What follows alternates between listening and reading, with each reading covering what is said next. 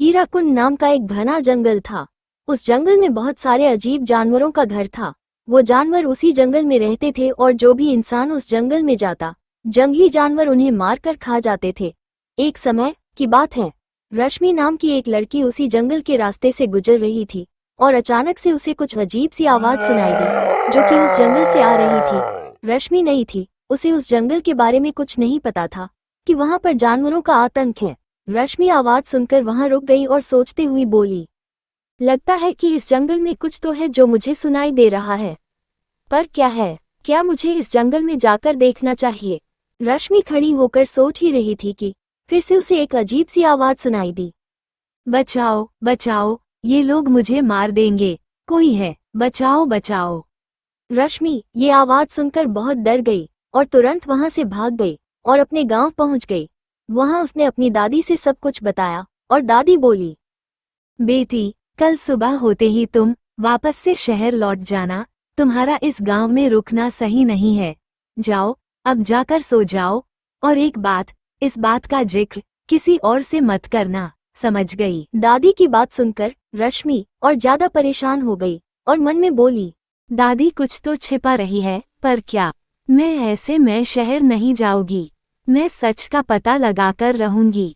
दादी अपने कमरे में जाती हैं और बोलती हैं, रश्मि को कभी सच का पता नहीं चलना चाहिए, वरना उसके साथ भी वही होगा जो उसकी माँ के साथ हुआ था।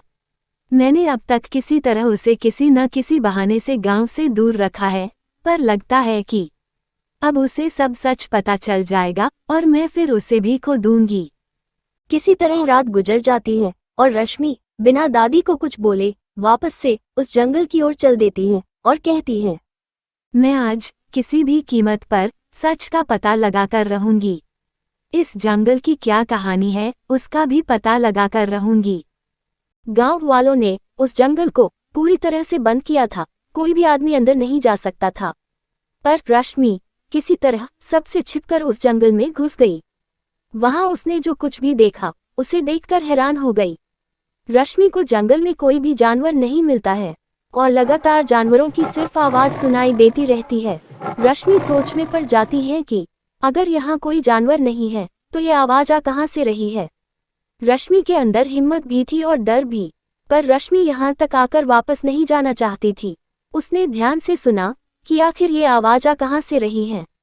रश्मि जंगल में थी और वहां दादी की सांस रुकी हुई थी, क्योंकि रश्मि बिना दादी को कुछ बताए वहां से निकल गई थी और दादी ये बात बहुत अच्छे से जानती थी कि आखिर रश्मि कहाँ गई है। इसलिए दादी अपना झोला ली और उसमें एक तस्वीर रखी और निकल ली। रश्मि आवाज को ध्यान से सुनते हुए सीधे एक पेड़ के पास पहुंच गई और उस पेड़ को देखकर हैरान हो गई, क्योंकि वो पेड़ बहुत अजीब था। ऐसा लग रहा था जैसे कई हजारों साल पुराना पेड़ हो। रश्मि उस पेड़ को देख ही रही थी कि फिर से एक आवाज आई, आओ बेटी, मेरे पास आओ। कितने सालों से मैं तुम्हारा ही इंतजार कर रही थी, मेरी बच्ची। रश्मि ये आवाज सुनकर बहुत डर गई और पूरी ताकत के साथ बाहर की ओर भागी, पर वो बाहर नहीं जा सकी, क्योंकि वो जितना दूर जाती घूमकर वापस से उसी पेड़ के पास आ जाती। भागते भागते रश्मि पूरी तरह से थक गई और बोली, कौन है आप और आप मुझे कैसे जानती हो? मुझे छोड़ दो, मुझे अपने दादी के पास जाना है। पेड़ से हंसने की आवाज आई और कहा, क्या मेरी बच्ची, अभी आपको यही रहना है हमारे साथ? अब से यही आपका घर है। यहाँ पर बहुत लोग हैं जो उस गांव से है जहाँ से मैं हूँ। मेरी बेटी। रश्मि उसकी आवाज सुनकर हैरान हो जाती है और कहती है, मैं आपकी बेटी नहीं हूँ, मैं अपनी दादी की बेटी हूँ और मुझे उसी के पास जाना है और मैं जा रही हूँ।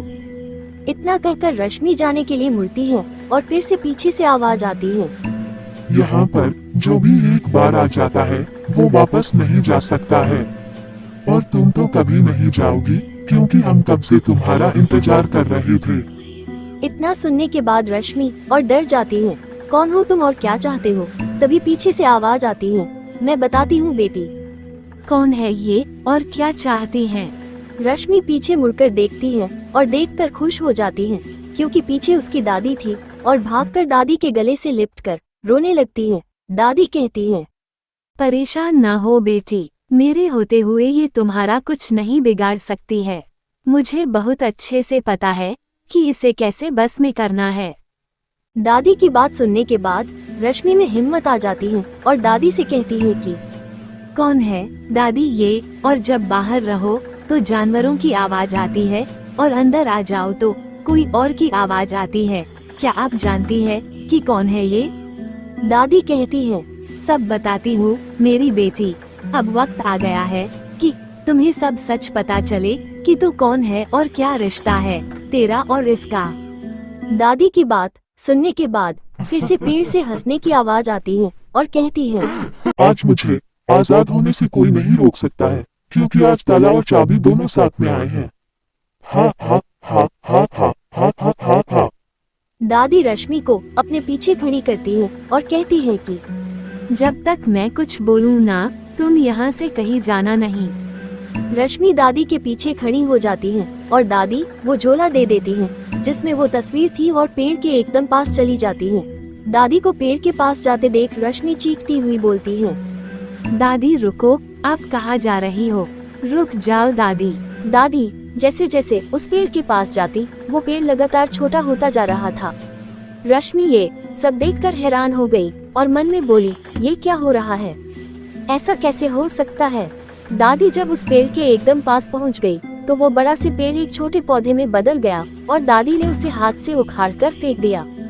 दादी ने जैसे ही पौधा उखाड़ा उस पौधे में से धुआं धुआं होने लगा और कुछ वक्त तक कुछ नहीं दिखाई दिया। और कुछ समय बाद एक सुंदर सी औरत रश्मि के सामने आकर खड़ी हो गई, जिसे देखकर रश्मि हैरान हो गई क्योंकि वो कोई परी से कम नहीं थी। रश्मि उस औरत को छूने ही वाली थी कि पीछे से उसकी दादी उसके बाल पकड़कर उसे घसीटकर दूर कर दिया और कहा कि मेरी बेटी से दूर रहे चुड़ैल, समझी? वरना तेरा वो हाल करूंगी कि तू सोच भी नहीं सकेगी। दादी के मुंह से चुड़ैल का नाम सुनकर रश्मि हैरान हो गई और बोली दादी ये चुड़ैल है? ऐसा कैसे हो सकता है? इतनी सुंदर चुड़ैल कैसे हो सकती हैं? दादी कहती हैं हाँ बेटी, ये वही चुड़ैल है जो मेरे बेटे को यानी तेरे पापा को खा गई और अब तुम्हें भी अपना शिकार बनाना चाहती है। दादी की बात सुनने के बाद रश्मि हैरानी से बोलती है दादी मेरे पापा भी थे। आपने अब तक मुझे कभी भी इस बारे में नहीं बताया। मेरे पापा के साथ इस चुड़ैल का क्या रिश्ता था? दादी मुझे बताए, क्योंकि मुझे अब सब कुछ जानना है।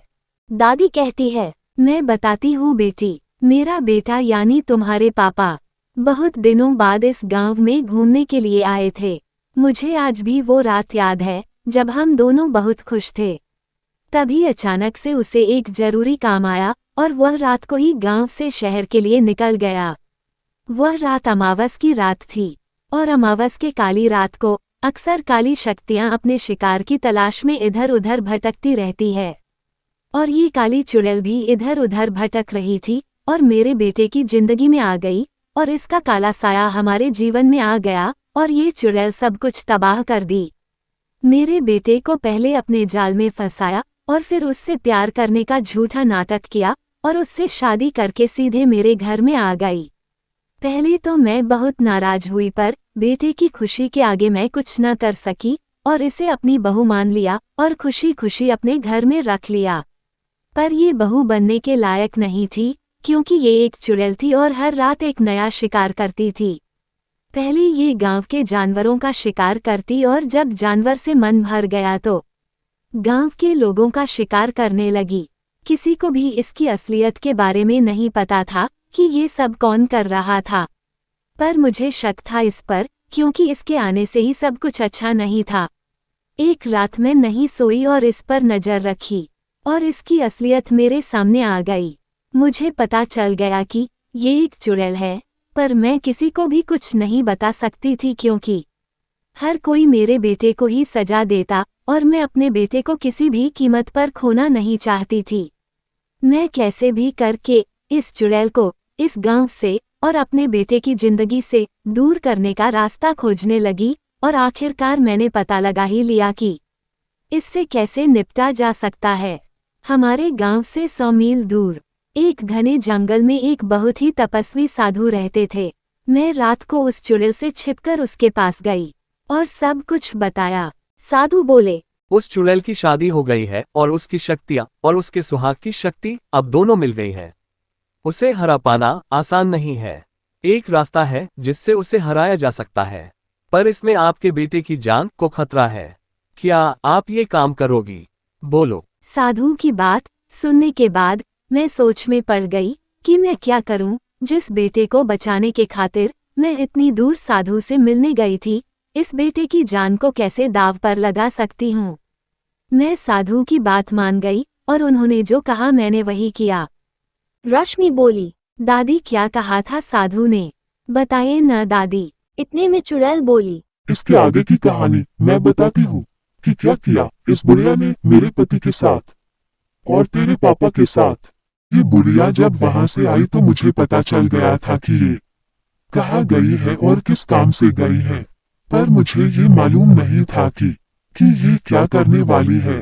पूरी रात मैंने इसके कुछ करने का इंतजार किया पर इसने कुछ नहीं किया, और फिर जब सुबह के 5 बज गए तो इसने अपना काम करना शुरू कर दिया। इसने मेरे पति को एक कमरे में बंद कर दिया और मुझे साधु की दी हुई विभूति से मेरे ही कमरे में घेरा बनाकर कैद कर दिया। उसके बाद इसने पूरे गांव के लोगों को इकट्ठा कर लिया। सारे गांव के लोग मुझे मारने का अलग अलग तरीका बताने लगे। मैं बहुत चीखी और चिल्लाई, माफी भी माफी, पर इन गांव वालों ने मुझे माफ नहीं किया और मेरे बाल को काटकर मेरे सर में आग लगा दिया, जिससे मेरी मौत हो गई और फिर मेरे शरीर को इस जंगल में दफन कर दिया और उस पर ये पेड़ लगा दिया। मैं पूरी तरह से मरी नहीं थी, क्योंकि मेरी आधी जान मेरे पति के अंदर थी और वो अभी तक जिंदा था। इतना सुनने के बाद दादी बोली, बस कर चुड़ैल, बहुत बात कर ली और अपनी कहानी सुना लिया। बेटी, मैंने इसे पूरे तरीके से खत्म करने के लिए अपने बेटे को मारा नहीं, बल्कि साधु जी के कहने पर उसे इस तस्वीर में आज भी जिंदा रखा है और इस चुड़ैल को कैद करने के लिए इस पर ये पेड़ लगाया था। चुड़ैल जैसे ही ये बात सुनती है कि उसके पति जिंदा है, वो खुशी से पागल हो जाती है और कहती है, मुझे उन्हें वापस कर दो, मैं हमेशा के लिए यहाँ से दूर चली जाऊंगी। दादी को उसके बात पर यकीन नहीं था, पर वो अच्छी तरह से जानती थी कि एक बार चुड़ैल अगर वादा कर ले तो उसे कभी नहीं तोड़ती है। इसलिए दादी बोली, ठीक है, अगर तुम मेरे बेटे के साथ चली जाओगी तो ठीक है।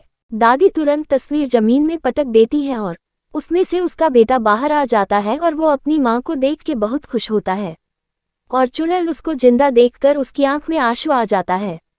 वो तुरंत उसके गले लग जाती है और गायब हो जाती है। रश्मि सब कुछ देखती रहती है और कहती है, माँ और पापा दोनों मिले और चले गए, किसी ने मेरे बारे में कुछ नहीं पूछा। ऐसा क्यों दादी? दादी कहती है, कुछ नहीं बेटी, बस ये कहानी यहीं पर खत्म होती है।